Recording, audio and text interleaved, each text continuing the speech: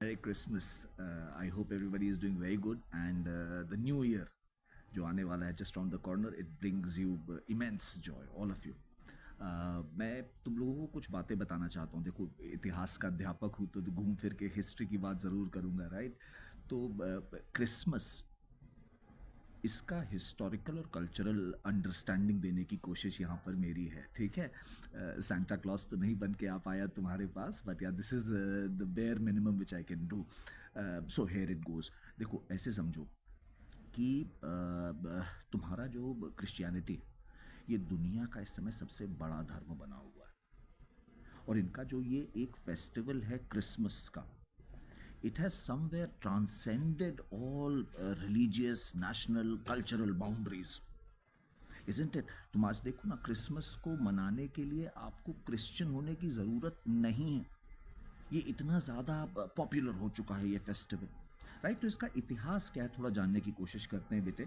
Christmas शब्द जो है, इसका मतलब हो गया बेसिकली क्राइस्ट का मास. मास एक तरह का फीस्ट हो गया, राइट? जीसस क्राइस्ट के पैदा होने के उपलक्ष्य में ये मनाया जाता है, राइट? अपेरेंटली देखो, कुछ ऐसे समझना ज़रा सा, जो ये क्रिश्चियनिटी है, इसका जो कैनोनिकल लिटरेचर है, बाइबल, राइट? ये बाइबल जो है बेटा, ये जैसे अपना वैदिक लिटरेचर है. वैदिक लिटरेचर में क्या एक किताब है? नहीं, वैदिक लिटरेचर तो बहुत विस्तार है उसमें यार, राइट? सिमिलरली अगर तुम बाइबल को देखोगे तो इसमें एक नहीं, 66 किताबें हैं, 66 बुक्स, राइट? इसको दो हिस्सों में डिवाइड किया गया है, New testament and old testament. जो ओल्ड टेस्टमेंट है उसमें 39 बुक्स हैं. जो प्रथम 5 हैं, ये अच्छा, जो ओल्ड टेस्टमेंट है इसको कहते हैं तनख. ओल्ड टेस्टमेंट ये हिब्रू बाइबल है. ये हिब्रू और अरामाइक भाषा में लिखा गया है. मूलतः हिब्रू और अरामाइक भाषा में ये लिखा गया है. 39 बुक्स हैं. जो प्रथम 5 हैं उनको कहते हैं तोरा, TORAH. and these books are supposed to be as old as Moses के ज़माने की ये किताबें मानी जाती हैं, राइट? तो इनको हिस्टोरिसिटी इनकी जैसे अपने प्राचीन वैदिक लिटरेचर की है, 1500 BCE के आसपास, उसी के इर्द गिर्द तुम इनको भी रख सकते हो, जो इनका पुराना पार्ट है वो, राइट? इसे कहा जा रहा है हिब्रू बाइबल, बोले तो तनाख.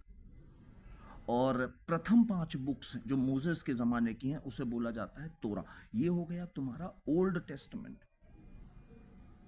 इसके बाद है तुम्हारी 27 किताबें न्यू टेस्टमेंट में. ये लिखी गई हैं, समझ लो करीब करीब तुम्हारी क्राइस्ट के आने के बाद, अर्ली क्रिश्चियन सेंचुरीज में ये लिखी गई हैं. 27 किताबें हैं और इनकी भाषा जो है ये हिब्रू या वो नहीं है तुम्हारी अरामाइक, नो. ये भाषा कहला रही है कोइने डायलेक्ट ऑफ ग्रीक. कोइने ग्रीक कहते हैं इसे. बेसिकली जब एलेक्जेंडर इतनी तेजी से फैले यार, इतना बुरी तरह नहीं किया, मतलब जो भी समझना है तुम्हें, right? He had this huge empire, और उसमें ग्रीक भाषा जो थी, it became somewhere the lingua franca. तो उसका जो एक खास डायलेक्ट था जो बहुत पॉपुलर हुआ, उसे कहते हैं Koine Greek. It was very popular throughout Asia as well. अपनी जो अशोका की वो है यार इंस्क्रिप्शंस, उसमें यही भाषा का इस्तेमाल होता है, जो नॉर्थ वेस्ट में मिलती है, नॉर्थ वेस्ट फ्रंटियर में, right? So moving on, Koine Greek में ये 27 किताबें लिखी गई हैं. इसमें जो कुछ किताबें हैं उनको बोलते हैं गॉस्पेल, जो 4 लोगों के बताए जाते हैं, Matthew, mark, Luke and John. ये गॉस्पेल बेसिकली जीसस क्राइस्ट के एक्शंस को बयां करता है, उनकी बायोग्राफी देता है. इसी में जो उनके बर्थ के एपिसोड से डील करता है, जो पोर्शन, जो चैप्टर्स, उनको कहते हैं नेटिविटी. तो जैसे हम लोग कृष्ण की झांकियां लगाते हैं, वैसे ही ये लोग क्राइस्ट के पैदा होने पर उनकी झांकी वांकी लगाते हैं, राइट। अच्छा, तो देखो अब यहाँ समझो, जो गॉस्पेल है इसके अलावा और भी किताबें हैं न्यू टेस्टमेंट में। इसके अलावा यहाँ पे बताया जाता है कि क्राइस्ट के 12 प्रमुख शिष्य थे जिन्हें कहते हैं apostles, the 12 great apostles. Right, तो उन्होंने जा जाकर के क्रिश्चियनिटी को जगह जगह फैलाया। जैसे सेंट थॉमस जो इंडिया आए, जो इंडियन क्रिश्चियंस के पेट्रन सेंट कहे जाते हैं। राइट, 3 जुलाई को आई बिलीव इनका भी फीस्ट डे सेलिब्रेट होता है। 52 सीई में ये मालाबार आए। इनका टूम्ब भी है चेन्नई में मायलापुर के पास, चर्च है उस पे। Right, so the point is कि ये 12 अपोस्टल्स हैं, तो इन्होंने जिस तरह से क्रिश्चियनिटी को फैलाया वो सब भी लिखा है न्यू टेस्टमेंट में। न्यू टेस्टमेंट में एक पोर्शन है जिसको कहते हैं epistle, epistle, EPISTLE। These are primarily letters जो कि इनके रिलीजियस लीडर जैसे कि पोप एंड ऑल ने लिखे, लोगों को बताते हुए कि कैसे क्रिश्चियनिटी को प्रैक्टिस करना है, किन तरह के इन different cultural geographical settings how Christianity needs to be adopted. इस पर जो इन्होंने लेख या लेटर्स लिखे हैं उन्हें कहते हैं एपिसल्स। ये मिला करके बन गए न्यू टेस्टमेंट। ये टोटल कहलाती है बाइबल। ठीक है, तो गॉस्पेल में जो गॉस्पेल लिखे, हमने तुम्हें बताया ना 4 गॉस्पेल जो लिखे गए हैं उसमें कुछ क्लैरिटी नहीं है कि भाई क्राइस्ट का जन्म कब होता है। कुछ अलग अलग डेट्स हैं, लेकिन हम लोग को बताया जा रहा है कि 3rd से 4th सेंचुरी के आसपास, 3rd से 4th सेंचुरी शताब्दी के आसपास कहीं पर पोप ने, चर्च ने ये डिसाइड किया कि 25th December will be celebrated as Christ's Mass और क्रिसमस।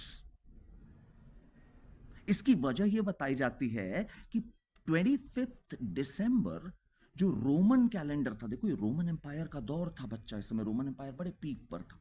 हमने एक छोटा सा वीडियो बना रखा है रोमन एम्पायर पे भी, कैसे इस दौरान रोमन एम्पायर बना, तो उस पर भी चाहो तो एक नजर डाल लेना अगर मन करे तो।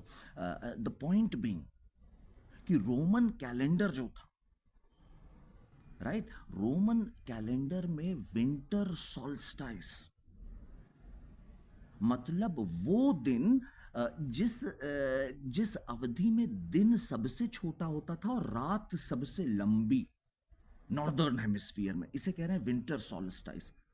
तो रोमन कैलेंडर के अनुसार 25 दिसंबर को विंटर सॉल्स्टाइस होता था। और इसके इर्द गिर्द ये लोग, रोमन एम्पायर जो इनका पेगन धर्म था, जो क्रिश्चियनिटी से अलग था, पेगन था वो लोग बच्चे इस दिन को सन का हैप्पी बर्थडे मनाते थे, सेलिब्रेट करते थे, एक दूसरे को गिफ्ट्स देते थे। तो उस दिन से कोइंसाइड कर दिया गया क्राइस्ट के जन्मदिन को। राइट, मेरी बात समझ रहे हो ना? तो ऐसा 3री या 4थी शताब्दी में हुआ, ये हमको बताया जाता है। इसको कोइंसाइड करवाया गया जानबूझ के एक काफी पॉपुलर हॉलिडे फेस्टिवल से, जो कि विंटर सॉल्स्टाइस यानी कि रोमन कैलेंडर के 25 दिसंबर के हिसाब से चलता था। राइट, अच्छा ये हुआ एक बात यहां से। अब आप देखो, ये भी तो देखो ना, क्रिसमस को मनाने के कितने कैसे तरीके हैं। राइट, तो उसका एक बहुत बड़ा पार्ट है सांता क्लॉज। तो सांता क्लॉज का ये एस्पेक्ट कहां से आया वो भी जानना अपने लिए थोड़ा सा जरूरी है। आओ बात करते हैं। देखो कुछ ऐसा बताते हैं हम लोगों को ये कि 4th शताब्दी में, 4th सेंचुरी सीई में, एक सेंट निकोलस नाम के क्रिश्चियन थे, and he was a very interesting person. How so? हमें बताया जाता है कि काफ़ी कम उम्र में ये ऑर्फन हो गए, बट इनके पेरेंट्स इनके लिए काफ़ी अच्छा इनहेरिटेंस छोड़ के गए, और उस इनहेरिटेंस का इस्तेमाल इन्होंने गरीबों की मदद करने में किया। लोगों की काफ़ी मदद करते थे, बच्चों को काफ़ी प्यार करते थे, और ये सेंट निकोलस इनका एक बहुत काइंड एक्ट है जो जगह जगह मुझे पढ़ने में आया जब मैं रिसर्च कर रहा था इस वीडियो के लिए कि यार तीन बच्चियां थी, तीन लड़कियां थीं जिनका बाप शायद काफ़ी परेशान था, उनकी शादी नहीं हो रही थी because of lack of dowry. और इसकी वजह से ये शंका थी कि ये जो लड़कियां हैं ये या तो प्रोस्टिट्यूशन या स्लेवरी जैसी चीज़ों में फंस सकती हैं। और ऐसे में सेंट निकोलस ने इन तीनों बच्चियों की, तीनों लड़कियों की डाउरी दे करके इनकी शादी कराई और इसकी वजह से इनकी पॉपुलैरिटी काफ़ी बढ़ी।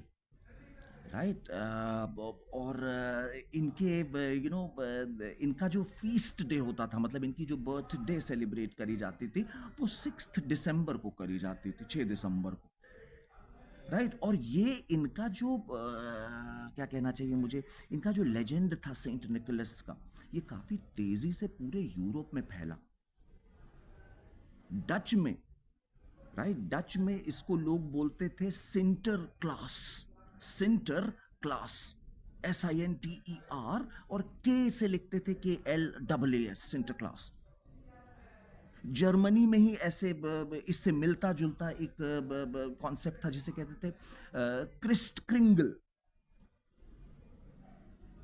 राइट। तो ये सारे हम लोगों को बताए जाते हैं कि सेंट निकोलस से प्रभावित ये तरह तरह के 6 दिसंबर के आसपास मनाए जाने वाले फेस्टिवल दिखते हैं हम लोगों को। इनको अलग अलग भिन्न भिन्न कल्चर में अलग अलग नाम दिया जाता है। और ये क्या करते हैं, इसमें बच्चों को गिफ्ट दिया जाता है, क्योंकि ये कहीं ना कहीं पर जो सेंट निकोलस थे ना, ये पेट्रन सेंट बन के उभरे बच्चों के, नीडी के और सेलर्स के। राइट। तो इनके कहीं ये पेट्रन सेंट बन के निकले। तो जो ये हॉलिडे था ये भी नीडी को देना, बच्चों को गिफ्ट देना, ये कहीं पर काफी तेजी से बना। अच्छा, जब ये डच सेटलर्स अमेरिकन कॉन्टिनेंट में पहुंचते हैं 16th 17th सेंचुरी में, 17th सेंचुरी में डच सेटलर्स पहुंचते हैं, तो इनके साथ इनका सिंटर क्लास का कॉन्सेप्ट भी जाता है। और सिंटर क्लास का इमेजिनेशन लोगों ने अलग अलग तरीके से किया था। कोई उसे एल्फ मानता था, कोई उसे बहुत छोटा सा मानता था, डॉर्फ टाइप का। राइट। कोई उसे कैनोनिकल रोब में दिखाता था, बिशप की तरह। सबकी अलग अलग इमेजिनेशन थी। ये तो हमें देखने को मिलता है कि मतलब समझ लो 19th और 20th सेंचुरी में।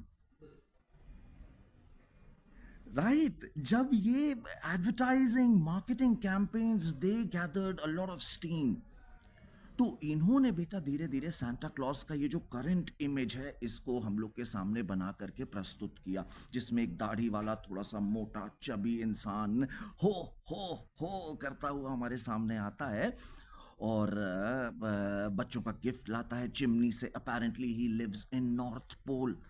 राइट। और उसके पास एक स्लेज है जिसमें 9 रेनडियर्स हैं, 8 रेनडियर्स पेयर में और एक रेनडियर सबसे आगे, जिसका नाम बताया जाता है Rudolph the red nose reindeer. Right. वो भी बहुत प्यारी स्टोरी है। I would encourage you guys to go and know about it. Right. प्यारी स्टोरी है, हम सब उससे कहीं ना कहीं पर ज़रूर जुड़ेंगे। और इसके अलावा एल्व्स इनकी काफ़ी हेल्प करते हैं सांता क्लॉज की। राइट। कोका कोला ने 1930s में apparently they also gave a huge fillip to this huge image of Santa and Santa Claus, right? So I hope Santa Claus visits all of you, and all of you be good boys, good girls, and stay healthy. All right. God bless you. Bye.